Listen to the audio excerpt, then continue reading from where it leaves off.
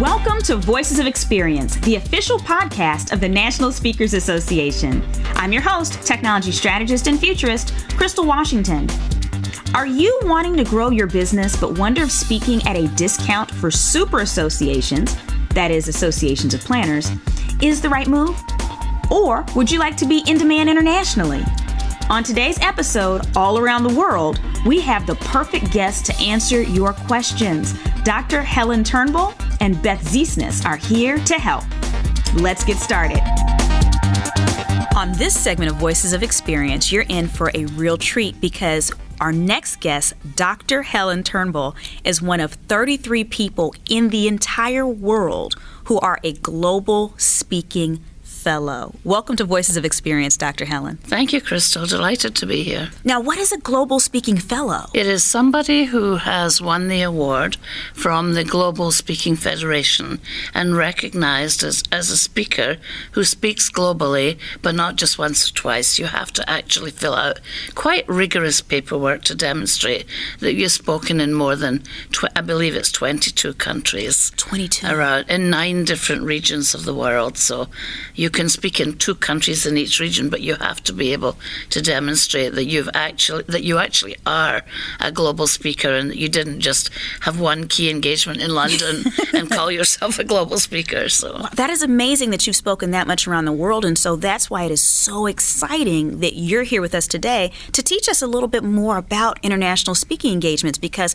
so many speakers are interested in speaking around the globe, but a lot of us don't know where to start. My first question is, you mentioned the Global Speakers Federation. Now, we're all members, or this podcast is for the National Speakers Association. What is the relationship between the two? So the National Speakers Association is really centered in the United States, and in the different countries people wanted to be a part of it, and they are. NSA is the umbrella organization. The Global Speaking Federation represents different countries in the world. Okay. So Canada has their own version of GSF. In Asia, I believe, in the UK, and in different parts of the world, okay, there are chapters of GSF. Very active chapters, very enthusiastic chapters, who want to represent their own country and their own culture. I have 6 million air miles from traveling all over the world speaking. That's amazing when I look back at that, but it also you pay a price for that, because you spend your life sleeping in hotels and sitting on airplane seats. Well, and the listeners can't see me right now, but they don't know that I almost fell out of my chair when you said 6 million miles. That is amazing. So I guess then my next question for you would be, what is the first step a speaker who wants to book more international engagement should take? The way I got international speaking is, well, first of all, I have to acknowledge that I'm originally from the UK. Okay. And I was speaking internationally in Europe before I came to live in America. But it was having content. It was having specific content that clients wanted, and they were willing to pay to bring me over. So I think just believing that you want to be a global speaker is not enough. Okay. You have to bring something to the table. That's not new, because we all know that we need to bring something more than just our wonderful personalities to the speaking engagement. But I do believe if you have rich content, then you can speak internationally and have credibility. Now that leads us to our next question. We're talking about content, because tell me if this has been your experience. I know in my experience in traveling overseas, the level of content requested is different in different places. And so are you finding that some places are a little less about the entertainment factor, or what is your experience? Yes, I would say that most countries in the world look for content over entertainment. Okay. Although I did hear recently, I want to say it was Sweden, and I think it was at our NSA International Day, that I think it was Sweden who said, if you don't provide dinner, we stop listening to you. And so we have to pay attention to the cultural norms. But I do believe that's important, that you can't go to another country and assume that your unconscious biases and your assumptions are that they're going to do it the way I'm used to doing it. You really have to do your homework. I would recommend not trying to tell jokes if you're not genuinely a humorist, or if you're not Jeannie Robertson. Okay. Okay. I would recommend doing your homework and really understanding what your audience expects. Okay. Because in Britain, where I'm from, in the UK, we don't give standing ovations very often. Right. A lot of circumspection. I mean, we might like what you're doing, but we're not going to be on our feet applauding. Okay. And if your assumption is if I don't get a standing ovation or an amazing smiley sheet, then you didn't like me. So we really have to understand the audience and what they want. Now, I think it was interesting what you said about humor and being very careful with that. Would you say even if you were a humorist that you have to be careful about your the humor that you're using? Because I know, for instance, with me, I've run my humor by the client beforehand to make sure it was culturally competent. Yes. Actually, I would recommend asking the client this question, is what have previous speakers from the United States done or said to offend your audience? So that you actually understand where you can be tripped up. I think you should find out, for example, you shouldn't go to Australia or New Zealand and talk about the NBA or the NFL. Okay. You should go there and find out about the Sydney Swans or the New Zealand All Blacks, so that you're actually talking to people in the culture. I did a keynote last year in Tasmania where I actually talked about tall poppies will be cut down, which is a very Australian way of saying don't get too big for your boots, and got a huge applause from the audience just for that one comment. So it's really important when we leave these shores to have done our homework and to be respectful and to listen to what people are saying to us. I think that's an amazing point. Now, let's say that someone is ready to take it to the next level. They know they have a high level of content. They're prepared to do their homework. Is there any way that you would suggest they go about maybe finding out about more international opportunities? You mean asking for other work? Yeah, like finding out like where, because some people really don't even know where to start to speak in another country. Right. Well, I think there's two things. One is you speak to your NSA colleagues, and you also speak to people in the different chapters of the Global Speaking Federation. And I think you also need to research who the speakers bureaus are within that country that you might want to speak at. But again, if you don't have the reputation, you can't. I think even at our International Day last year, somebody from Australia said, don't call me up and say, I'm coming to Australia, can I stay in your home? Because I'm not, just because you're a fellow NSA doesn't mean I'm letting you into my house. So yes, I think it does take having the credentials and the credibility to be able to sustain. I mean, for me, I've been incredibly privileged because I've won awards. My clients have won awards from the work I've done. And then they give my name to other clients. So I did nearly 4 years of work in Australia because 3 clients won awards as a result of my work. So that's a privilege. I'm humbled by it, but I also know I brought good work to the table. So it sounds like if anyone's really interested at this point, you just told them, hey, number one, start looking at the other organizations that are part of the Global Speakers Federation, the Canadian version of NSA, which is called CAPS, and the ones all over the world. And for anyone listening, they even have their own conferences that they do. You can apply to speak at those. You'll pay out of pocket typically. But if you're trying to get over there, but also attend the conferences. So not just speaking, but if you can, go to the conference, meet people, network with them, and of course remember that you're speaking to your fellow speakers. They can't necessarily hire you, but you're networking. And I would find out who the speakers bureaus are in that area. That's fabulous advice regarding the Speakers Bureau. So are there any other mistakes other than what we've already covered about not being culturally competent and not doing our homework that you see speakers making sometimes when they go overseas? Well, don't be a diva. But I think that we should recognize that number one, we tend to come across as privileged and entitled. Don't demand a glass of water, but we don't want to come across as if they have to accommodate us all of the time. And I think here's one that might be a little bit of a bitter pill to swallow, is the idea that not everybody loves us as Americans.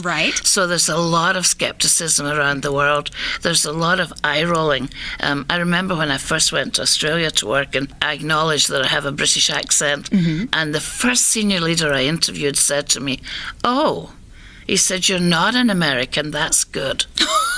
And that was really sobering. I mean, Right. It was good for me in the sense that he clearly was approving Right. in the moment. It was kind of hurtful to think that there's a different perception of us. Mm-hmm. And if you can defy that stereotype, that you're going to come in assuming that the world is at your feet, assuming that the world is going to accommodate you, assuming there's a McDonald's or a Burger King Right. on every corner, that you're going to complain about the food or the hotel room being too small if it's the UK. So you can be a little bit of a diva, and that will not sit well with the international clients. So we have to be flexible, it sounds like. Yes. I love that. And then one last question for you, because there are people that are wondering, and also I think there's a lot of misinformation out there regarding fees. Do speaker fees look the same in all countries? Like, a lot of people think if I get overseas, I can charge 8 times as much as I do now. Do you mind speaking a little bit to your experience on that? Not yes. exact numbers, but... Yes, I can speak to that, Crystal. That's not a problem. I mean, first of all, I believe that the fees in some countries are less than they pay here. In other countries, they're equal. In fact, interestingly, I just had one of my clients say to me, "We want to take one of your gender programs global, but Helen, we need the fees to be less in Asia and the UK and Europe because, after all, they don't pay as much." Right. Now, I said, "Well, I'm not sure that's accurate, but let me reach out to my consultants." And when I reached out to my Asian colleague, and she said, "You know, I'm a little bit tired of people from the United States assuming that here in Asia that we get paid less." She said, I charge similar fees to you, and when people clients call up and say, "Well, can you give me your Asian consulting rate?" And that's obviously doesn't sit very well. So again, it's about being respectful. It's about doing your homework. What are the fees? What are people willing to pay? But my experience is nowadays, particularly in my field, which is diversity and inclusion, that the fees are pretty much comparable. Okay. Well, Dr. Helen, I can't tell you what a treat it was to have you on Voices of Experience, and thank you for sharing what is obviously your expertise with over, was it 5 or 6 million air miles? 6 million air miles. You have definitely racked up the air miles to teach us about this. Thank you so much, Dr. You're Helen. quite welcome, Crystal. It was a pleasure. Let's hear from one of our sponsors. Let me ask you something. Are you sick of the ebb and flow of revenue in your business? Are you tired of not having a process you can prioritize every day that guarantees results and scalability? What about all of the technology that's not working for you? SpeakerFlow is the only company geared towards helping speakers achieve predictable revenue by leveraging technology to get organized, get known, and get paid. Whether it's our CRM, consulting, or our mansion retreats, we've got you covered.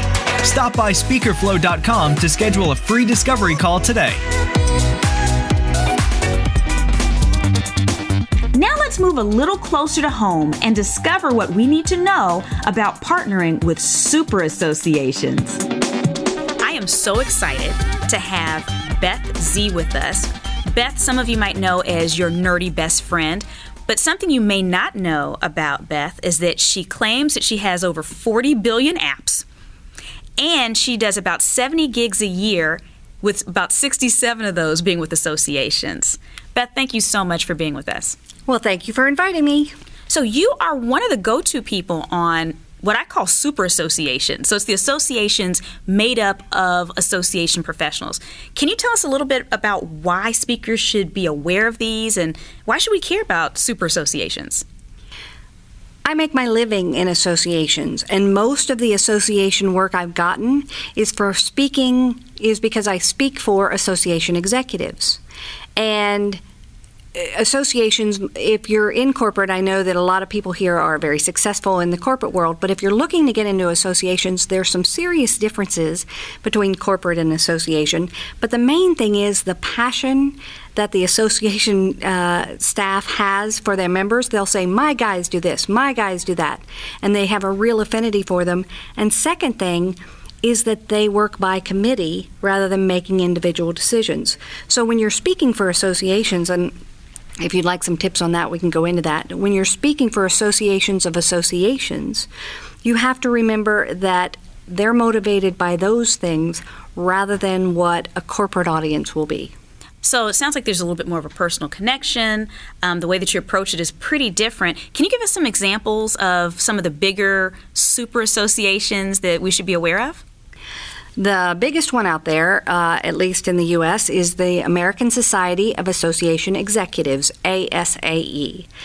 And then there are meeting planners associations, which are very similar, but they'll also include some corporate meeting planners. And ASAE has what they call affiliates, so almost every state has its own Society of Association Executives. So when we're talking about the meeting planner ones, what are some examples of the meeting planner associations? Meeting Planners International, MPI, is one of the biggest ones. There's one called PCMA, I don't know, there's convention in there somewhere. Okay. And PCMA, I haven't really gotten into, but I speak for MPI a lot, and I speak for the SAEs and sometimes ASAE a lot. So here's where things get interesting, because I've heard people that aren't necessarily in your world but want to get there talk about fees. Now, do these organizations pay fees to speakers? Sometimes.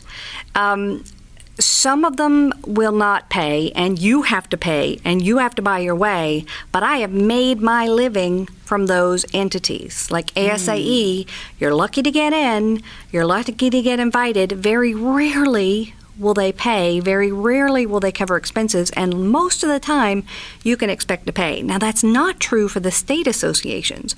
I've gotten a full fee from state associations, but I also have a bottom line fee for state associations. So I say, I can't do this for any less because they talk to each other tons. They have their own association of associations just for the heads of the state association. Wait, there's an association for the association heads of the associations? Yes. I think my head just blew up. I know. And that's one of the secrets, right? So this association of association executives goes all over the place, and there's some interesting things you can look. There is an association of people who head chiropractic associations. There's an association of people who head realtor associations. And they have their own conferences. They have their own situations. They will pay, and you will get in front of 200 people or 100 people or 50 people who hire people for their conferences. But there's a twist. And I don't mean to go on and on, but I got to tell you about the twist. What's the twist? What's the twist? When you're in front of association executives, you need to speak to their jobs, their problems, and they might not be the same. In fact, they're frequently not the same as their members' jobs and problems. So you have to get them to picture you in front of their groups. So if you're speaking to the Automobile Association Executive Association, you get what I'm saying. Right. If you're speaking to the automobile group, right, you're speaking to them about their daily problems of dealing with members and things like that. But then you say things like, and when I'm speaking in front of your members, I tell them this, and this is the way we look at it. But for you guys, because sometimes they don't make the jump. And you speak for these association executives, and you're like, why am I not getting gigs? And sometimes it's because they can't make the leap of seeing you in front of their people. Sometimes you get off the stage and you're rushed. You get 5 gigs. The first time I did this I got 5 gigs before I got home. Wow. I was crying with happiness. That's what launched me. But other times, you can speak for them, and they're not making the transition because they can't see you. They appreciate what you said to them, but you haven't made the connection of them and the industry. So when you're speaking to these executives or these planners, it sounds like what you're saying then is that you almost have to do dual role. So you're speaking to them so that they're enjoying the talk, so that it's relevant to them, but you have to keep reminding them of what you're capable of for their members and how the information might apply to their members or how you might present differently to their members. Yes, absolutely. Okay. And I'm going to give you another kind of secret area that's associations of associations. Ooh, secret. Do you want to hear Beth's juicy secret? Tune in next week. Oh, you knew it was coming. When Beth will be back to tell us a specific type of super association event that has the ability to supercharge your speaker calendar with new gigs. Thank you for tuning in to Voices of Experience, the podcast of the National Speakers Association. Catch us on your favorite podcast app, YouTube, and NSA's social media profiles. Remember, sharing is caring and rating isn't hating.